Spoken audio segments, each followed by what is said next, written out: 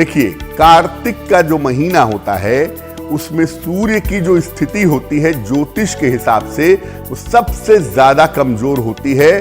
सूर्य अपनी नीच राशि में या तुला राशि में भ्रमण करते हैं। इसीलिए कार्तिक के महीने में सूर्य भगवान की उपासना की जाती है ताकि उनकी कृपा मिलती रहे, उनकी कृपा में कमी ना आए। तो सूर्य की परंपरा कार्तिक मास में होती ही है पूजा की। शुक्ल पक्ष में षष्ठी तिथि को इस पूजा का विशेष विधान है, विशेष महत्व है। कार्तिक शुक्ल पक्ष की षष्ठी तिथि को भगवान सूर्य की विशेष पूजा की जाती है और इसको छठ महापर्व के नाम से हम जानते हैं। अगर हम इसके इतिहास पर चलें तो इस पूजा की जो शुरुआत थी वो मुख्य रूप से बिहार और झारखंड से हुई थी, जो अब देश विदेश तक फैल गई है। देश दुनिया में छठ का पर्व मनाया जाता है। जहां पर आज के समय में वर्तमान भागलपुर है, जमालपुर है, मुंगेर है, वो एक समय में अंग देश हुआ करता था और अंग देश के जो महाराज थे, अंग देश के जो राजा थे, महाराज कर्ण, वो सूर्य देव के उपासक थे। इसलिए वहीं से देखा जाए तो इसकी शुरुआत हुई है और परंपरा के रूप में उस इलाके पर सूर्य पूजा का विशेष प्रभाव दिखता है। कार्तिक के महीने में जैसा आपको पहले भी बताया कि सूर्य सबसे ज्यादा कमजोर होते हैं, अपनी नीच राशि में होते हैं। इसीलिए सूर्य देव की विशेष उपासना की जाती है ताकि स्वास्थ्य की, मान सम्मान की, यश की कोई भी समस्या परेशान ना करे। अब आप ये सोचेंगे कि भाई षष्ठी तिथि को ही क्यों पूजा की जाती है? जो षष्ठी तिथि होती है उसका संबंध होता है संतान की आयु से। इसीलिए सूर्य भगवान और षष्ठी की पूजा से संतान की प्राप्ति भी होती है और उसकी आयु की, जीवन की रक्षा भी होती है। इसीलिए इस पर्व का जो वास्तविक नाम है वो है सूर्य षष्ठी। जो लोग छठ माता कहकर के इसकी पूजा करते हैं उन्हें इसका महत्व पता नहीं है, उन्हें इसका आधार पता नहीं है।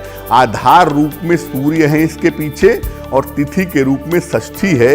इसीलिए छठ माता कोई नहीं है, लेकिन ये सूर्य षष्ठी का पर्व है जिसमें मुख्य रूप से सूर्य भगवान की पूजा की जाती है। देखिए, जैसा मैंने पहले भी कहा था कि छठ की जो पूजा है वो केवल एक पर्व नहीं है, ये एक तपस्या है। इसलिए ये तपस्या का जो पर्व है ये कुल मिलाकर 4 दिन तक चलता है। इसकी शुरुआत होती है कार्तिक शुक्ल पक्ष की चतुर्थी तिथि को और सप्तमी तिथि को सुबह सुबह अर्घ देने के बाद इस व्रत का समापन होता है। कार्तिक शुक्ल पक्ष की चतुर्थी को नहाए खाए के साथ इस व्रत की शुरुआत होती है। इस दिन से स्वच्छता की स्थिति अच्छी रखी जाती है, तो चतुर्थी तिथि के पहले ही घर को साफ, स्वच्छ और शुद्ध कर लिया जाता है। घर में प्याज, लहसुन आदि हटा दिया जाता है और घर को पूर्ण रूप से पवित्र बना देते हैं। तब चतुर्थी तिथि पर नहाए खाए के साथ इसकी शुरुआत होती है। दूसरे दिन को कहते हैं लोहंडा खरना और इस दिन दिन भर उपवास रखा जाता है और शाम को खीर का सेवन किया जाता है। ये जो खीर होती है ये सामान्यतः गन्ने के रस की बनी हुई खीर होती है। तीसरे दिन दिन भर उपवास रख करके डूबते हुए सूर्य को पहला अर्घ दिया जाता है। पहला अर्घ जो दिया जाता है वो षष्ठी तिथि को शाम को दिया जाता है डूबते हुए सूर्य को, और साथ में सूर्य भगवान को विशेष प्रकार का पकवान, ठेकुआ और मौसमी फल अर्पित किया जाता है। अर्घ जो दिया जाता है वो दूध से और जल से दिया जाता है। षष्ठी तिथि को शाम को पहला अर्घ यहां पर शुरू होता है और चौथे दिन यानी सप्तमी तिथि को सुबह सुबह उगते हुए सूर्य को अंतिम अर्घ दिया जाता है। यहां पर छठ महापर्व समाप्त हो जाता है। अंतिम अर्घ देने के बाद इसके बाद कच्चे दूध और प्रसाद को खा करके व्रत का समापन किया जाता है। यानी जो इसमें 2 अर्घ हैं, क्योंकि इसके 2 अर्घ ही सबसे ज्यादा महत्वपूर्ण होते हैं। पहला अर्घ जो होता है वो षष्ठी तिथि को शाम को दिया जाता है और जो दूसरा अर्घ होता है वो सप्तमी तिथि को सुबह सुबह दिया जाता है। और सारा जो खेल है, सारा जो आशीर्वाद है वो छठ के 2 अर्घ के बीच में ही सीमित है। इसी से ही सारे आशीर्वाद निकलते हैं, इसलिए अर्घ देने की मान्यता ज्यादा है। जैसा मैंने बताया कि छठ में सारा जो महत्व है या सारी जो इंपॉर्टेंस है वो अर्घ की होती है, पहले अर्घ की और दूसरे अर्घ की। तो पहले हम जान लेते हैं कि जो छठ का दिन होता है उसका महत्व क्या है और उस दिन जो पहला अर्घ दिया जाता है उसका महत्व क्या है। देखिए, छठ का जो पहला अर्घ है ये षष्ठी तिथि को दिया जाता है और ये अर्घ दिया जाता है अस्ताचलगामी सूर्य को, डूबते हुए सूर्य को।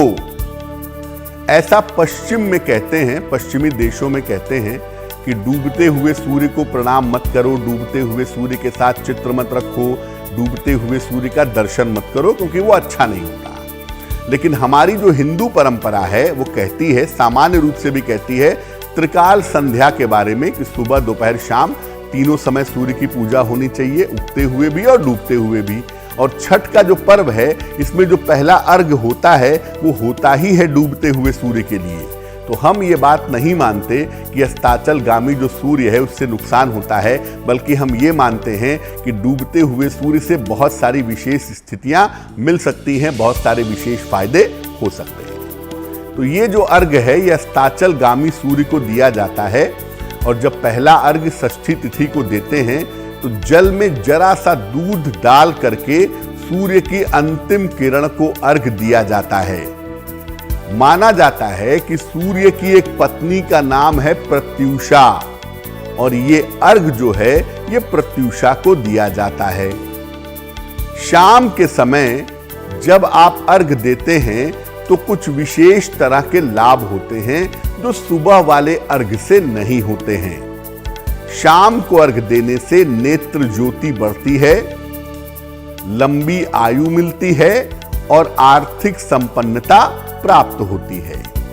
तो छठ के पर्व पर जो पहला अर्घ है जो संध्या काल को दिया जाएगा वो विद्यार्थी भी दे सकते हैं। आपने उपवास रखा हो या ना रखा हो, लेकिन आप नदी के किनारे जा करके विद्यार्थी भी अर्घ दे सकते हैं। इससे उनको शिक्षा में लाभ होगा, शिक्षा में फायदा जरूर होगा। एस्ट्रो तक ऐप पर आपको मिलेगा भविष्य से जुड़े हर सवाल का जवाब। डाउनलोड कीजिए एस्ट्रो तक ऐप और चुटकी में जुड़िए इंडिया के बेस्ट एस्ट्रोलॉजर से।